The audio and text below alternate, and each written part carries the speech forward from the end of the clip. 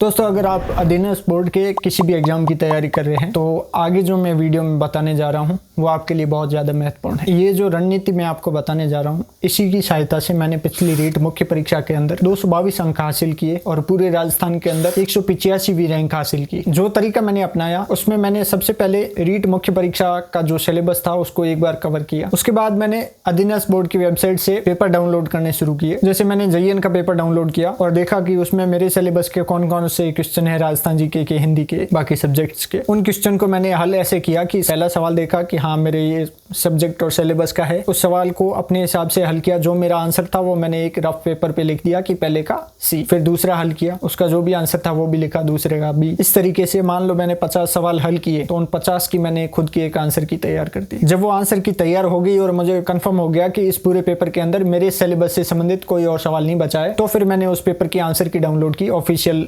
Website से आए। उस आंसर की को मेरी आंसर की से मैच किया, जो जो सवाल मेरे गलत थे उनको क्रॉस करके उसके आगे सही आंसर लिख दिया। जैसे मेरा 41 क्वेश्चन गलत था तो उसको मैंने क्रॉस किया, उसके आगे जो राइट आंसर था, जैसे मैंने B किया था और C राइट आंसर है तो लिख दिया C। इस तरीके से मैंने पूरी आंसर की क्रॉस चेक की और उसमें जो गलत सवाल थे उन पे क्रॉस करके आगे सही आंसर लिख दिया। अब सही आंसर लिखने से ये हुआ कि अब मुझे वो आंसर की वाली PDF देखने की जरूरत नहीं है। जो मैंने पेपर पे अपनी आंसर की बनाई है वो भी एक करेक्ट आंसर की है, क्योंकि उसके आगे जो गलत है उनमें सही उत्तर लिखे हुए। अब मैंने वापस से पेपर देखना शुरू किया, पेपर की PDF खोली, जो जो सवाल आंसर की में मैंने गलत कर रखे थे उनको पहले हाईलाइट किया ताकि अगली बार जब मैं पढ़ूं तो मुझे पता हो कि ये वाले सवाल गलत हुए हैं, तो उन्हीं का दोहरान करूं। और जो सवाल, जैसे मैंने पूरा पेपर वापस से देखा, जैसे पहला सवाल है तो उसका क्या उत्तर, मैंने क्या उत्तर दिया, और उसमें हालांकि मेरा उत्तर सही है लेकिन कहीं मैंने तुक्के से तो सही नहीं किया, ये भी चेक किया। अगर जो जो जैसे 4-5 सवाल ऐसे थे जो मैंने तुक्के से सही किए तो उनको भी हाईलाइट कर दिया कि ये भी मेरे को सेकंड रीड में वापस पढ़ने हैं। इस तरीके से PDF, हर एक पुराने पेपर की PDF डाउनलोड करता गया मैं और आंसर की ऐसे बनाता गया और आंसर की मैच करके क्वेश्चन को हाईलाइट करता गया। इस तरीके से मैंने फर्स्ट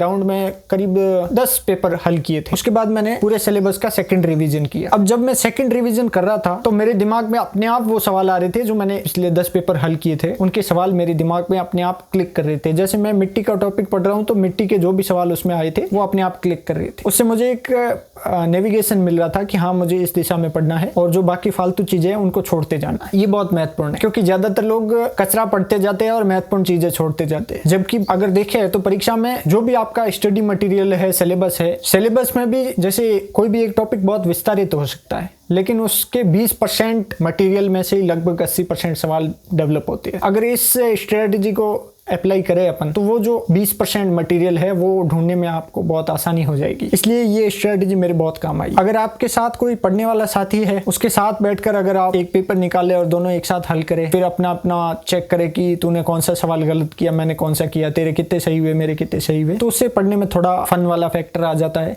जो कि एक अच्छी चीज है, आसानी हो जाती है। अगर कोई साथी नहीं भी है तो भी आप अकेले भी कर सकते हैं, कोई दिक्कत नहीं है। बस आपको थोड़ा सा मतलब खुद को पुश करना पड़ेगा कि हाँ मुझे प्रैक्टिस करनी है पुराने पेपर्स की, क्योंकि वो मुझे नेविगेट करेंगे सेकंड रिवीजन में, थर्ड रिवीजन में। अब जब मैंने सेकंड रिवीजन कर लिया उसके बाद भी मैंने ऐसा नहीं कि छोड़ दिए पुराने पेपर, 10 से 15 पुराने पेपर मैंने और हल किए सेकंड रिवीजन के बाद। तो 10-15 पेपर हल करने से मुझे ये हुआ कि जब मैं थर्ड रिवीजन करने बैठा तो मेरे दिमाग में और क्लियरिटी आती गई कि मुझे क्या छोड़ना है, क्या पढ़ना है और सवाल कहाँ से डेवलप हो रहे हैं। हर बार राणा कुंभा में से ही सवाल आ रहा है, हर बार राणा प्रताप में से ही सवाल आ रहा है, तो बाकी के राजा पढ़ना इतना इंपॉर्टेंट नहीं हो जाता। अगर आप इसी तरह से देखें तो 20, अगर कोई भी टॉपिक उठा ले उसमें 20% सवाल, 80% सवाल उसी 20% मटेरियल में से हर बार पूछे जाते हैं। तो जैसे जैसे आप ये करते जाएंगे आपको पैटर्न मिलता जाएगा, आपको पढ़ने की दिशा मिलती जाएगी, आप भटकेंगे नहीं, आप में कॉन्फिडेंस बढ़ता जाएगा। ये सारी चीजें मेरे ऊपर मतलब मेरे बहुत काम आई, इसलिए आपके साथ शेयर कर रहा हूँ। उम्मीद है आपको इस वीडियो से कुछ वैल्यू मिली होगी। अगर आपको कोई भी क्वेश्चन, कंफ्यूजन कुछ भी है तो कमेंट करें, मैं सारे कमेंट्स पढ़ता हूँ। वीडियो देखने के लिए आपका बहुत बहुत धन्यवाद।